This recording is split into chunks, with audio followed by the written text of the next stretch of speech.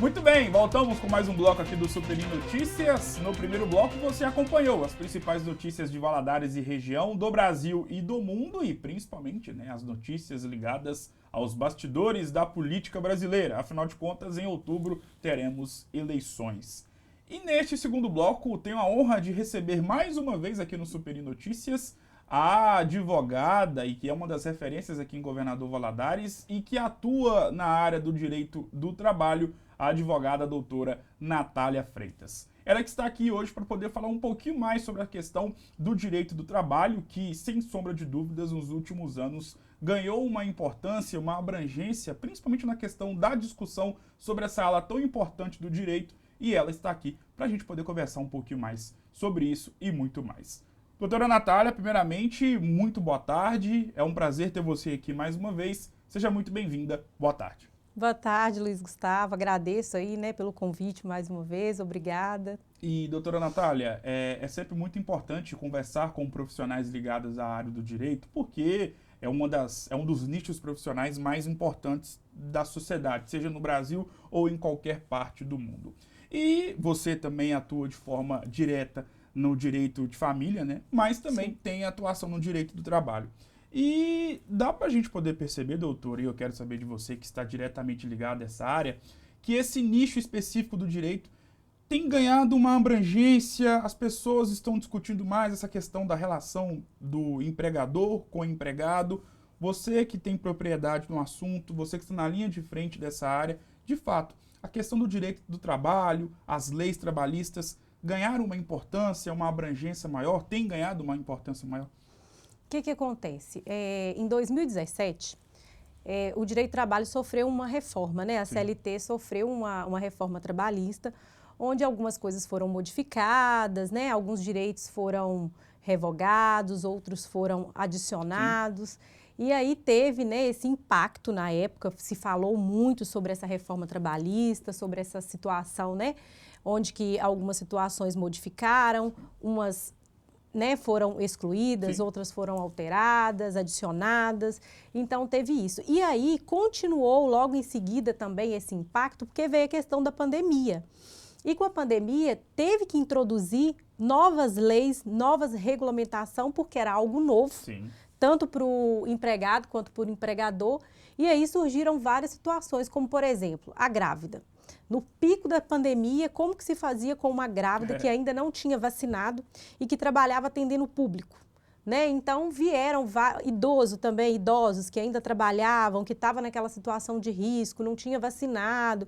Então vieram várias situações, tanto para o lado do trabalhador, Sim. Quanto para a empresa. Por exemplo, o período que ficou fechado, o que podia ser feito, com relação aos benefícios da empresa. O funcionário estava em casa, naquela época que fechou tudo, Sim. Que não tinha home office, não tinha nada, os serviços essenciais estavam... Da pandemia. Exato, estavam suspensos. Então, também deu essa repercussão muito grande, porque o legislativo teve que mexer com uma certa rapidez, porque não poderia ficar sem regulamentação. Então, teve aí realmente muito impacto e deu muito o que se falar, E sobre como o trabalhador vê as leis trabalhistas, eu vou te fazer a seguinte pergunta. Os trabalhadores que estão alocados dentro de alguma empresa, de quaisquer nichos profissionais, os trabalhadores, eles estão mais atentos em relação aos direitos que eles têm perante a lei, em relação ao seu trabalho? As pessoas estão mais atentas na questão dos direitos que elas possuem e caso dê algum tipo de problema, saber procurar um advogado, de preferência, claro, a doutora Natália Freitas. Os trabalhadores estão mais atentos em relação às leis trabalhistas? Sim. Eu percebo um avanço muito grande nisso, principalmente nos 4, 5 anos para cá, as pessoas têm procurado muito. Às vezes ela está trabalhando, ela nem saiu e aí ela chama você, fala, doutor, eu estou precisando ir aí conversar porque está acontecendo isso, isso e isso, eu quero saber se realmente é dessa forma. Então, as pessoas, ela têm sim procurado informação. Eu acho que também essa questão do avanço tecnológico, onde hoje tudo é muito divulgado, Tem o perfil profissional, o advogado posta umas informações lá, então a pessoa vê aquilo, e aí quando ela se vê naquela situação, ela corre e procura saber, doutora, é assim, assim, assado? É desse jeito mesmo que funciona? E isso não só com relação ao empregado, mas o empregador também. O empregador tem ficado mais atento, ele tem buscado a resolução daquele problema de forma mais rápida, Sim. ele tem procurado profissional para saber se realmente ele pode ou se ele não pode fazer aquilo. Então, eu percebo que de uns 4, 5 anos para cá, tanto o empregado quanto o empregador, eles têm ficado mais atentos aos direitos e aos deveres. Sim.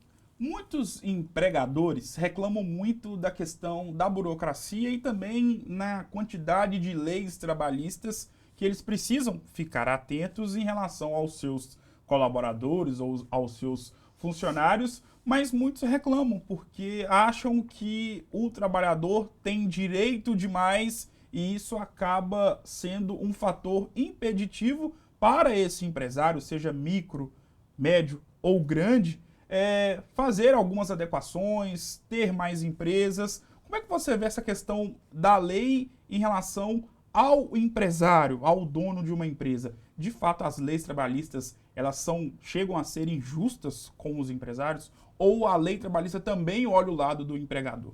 Pois é, o que acontece? O direito do trabalho, ele está aí para proteger essa relação, né? E aí, tanto trabalhador quanto empregador. Sim. E existe várias situações lá que são obrigações do empregado e do empregador.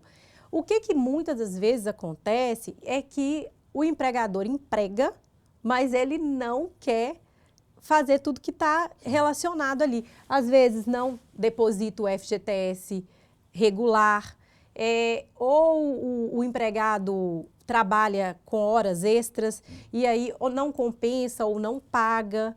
E aí, quando o funcionário sai da empresa, ele vai fazer o quê? Ele vai recorrer a esses direitos. E aí, realmente, fica muito pesado.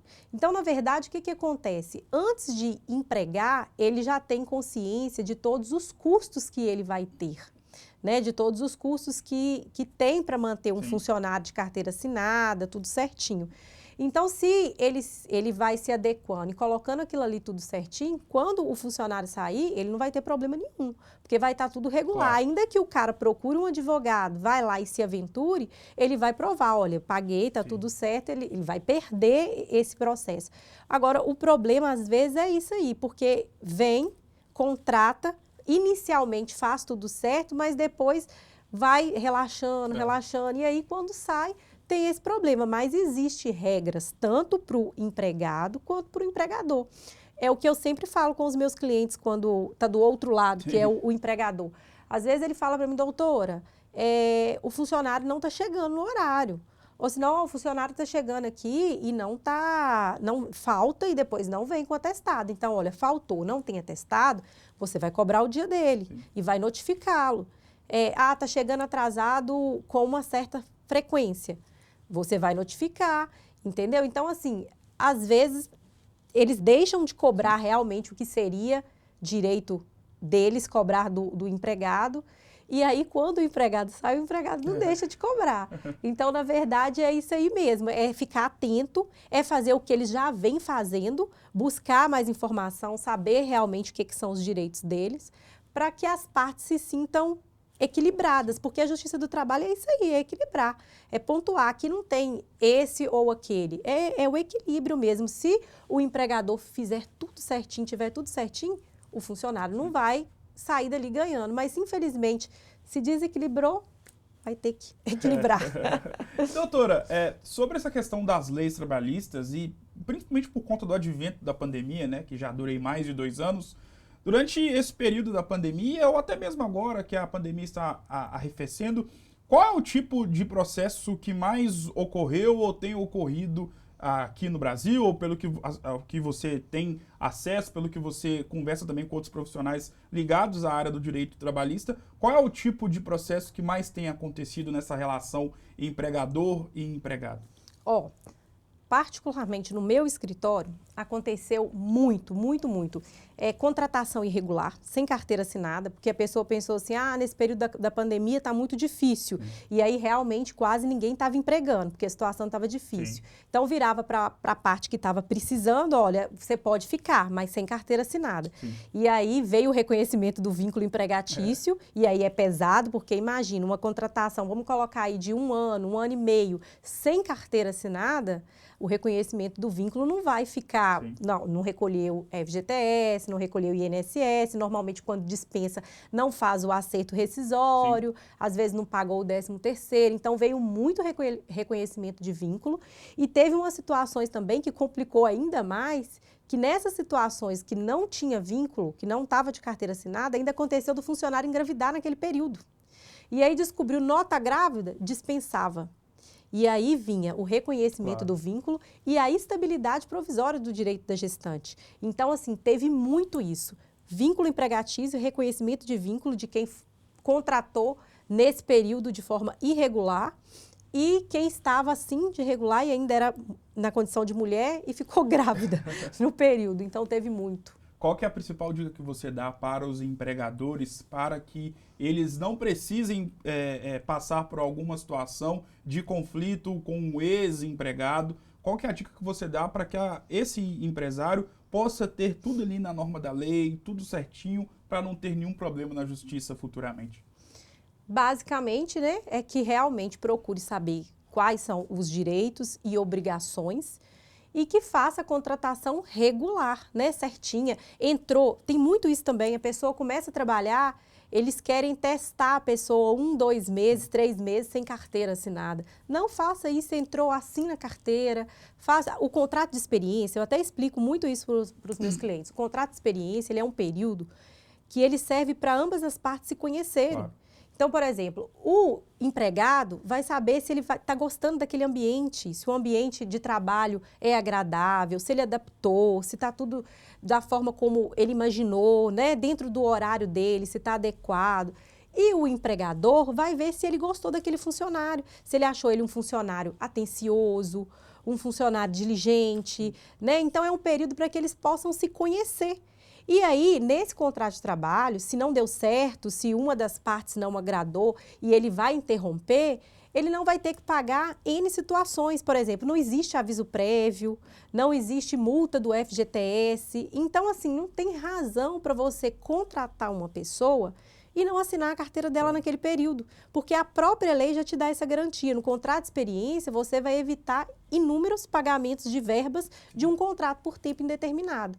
Então, a dica é essa, que sempre, né, procure um profissional da área e faça a contratação de forma regular. Para poder encerrar nosso bate-papo, nós vamos sair um pouquinho dessa questão do direito do trabalho e por quê, e você vai me entender. O Superi Notícias tem sempre a ideia, e aqui eu sempre tento fazer com que possam vir pessoas que são referências nas áreas de atuação em que ela trabalha, como é o seu caso na área da advocacia. Todo mundo te conhece, sabe da competência do seu trabalho e estamos chegando, né, no meio do ano. Sabemos que todas as faculdades tem gente saindo no meio do ano ou no final do ano, mas tem muita gente saindo agora no mês 6 ou até mesmo no mês 7.